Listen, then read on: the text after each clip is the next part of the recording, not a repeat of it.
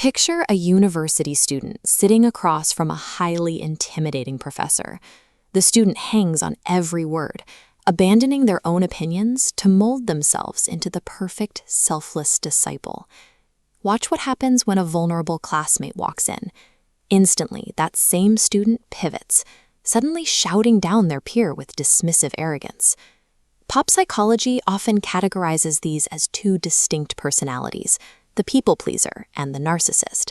Yet both of these extremes frequently inhabit the exact same brain. One extreme is echoism. Driven by a deep-seated fear of being useless, it pushes a person to perfect the values of modesty and service to justify their existence. The other is sovereignism. This operates on an intense fear of helplessness, driving a person to prioritize power, control, and absolute invulnerability.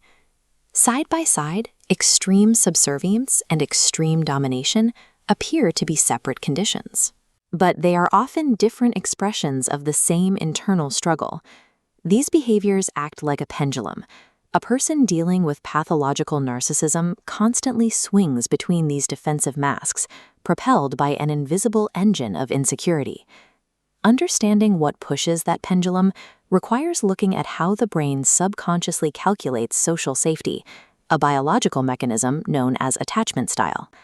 This scatterplot maps attachment styles along two axes, vertical avoidant and horizontal preoccupied.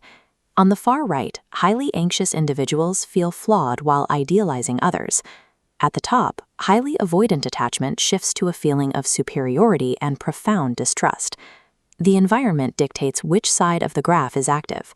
When a situation triggers that anxious attachment, like an intimidating authority figure, the brain deploys the echoist mask, seeking safety through subservience. If the environment instead triggers avoidant attachment, perhaps by presenting a vulnerable target, the brain switches to the sovereign mask, enforcing safety through domination. The personality doesn't shift so much as it calculates. It functions as a real-time threat response system, selecting the specific mask required to navigate a specific room. A pendulum that swings this violently is usually set in motion very early. We have to look at the childhood environments that hardwire these extreme responses. One origin point is love scarcity. In families where a child must outcompete others for attention, the nervous system enters a state of chronic anxiety. And this scarcity primes the echoist swing. The developing brain learns that safety is never freely given.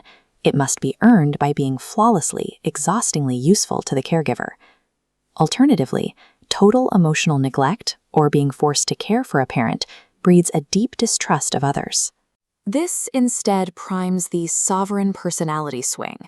The child survives by concluding they are entirely self-sufficient, and that relying on anyone else is a lethal vulnerability. Over time, these survival strategies become rigid. The behaviors established to navigate these original environments often persist into adulthood, continuing to govern interactions with the same frantic urgency.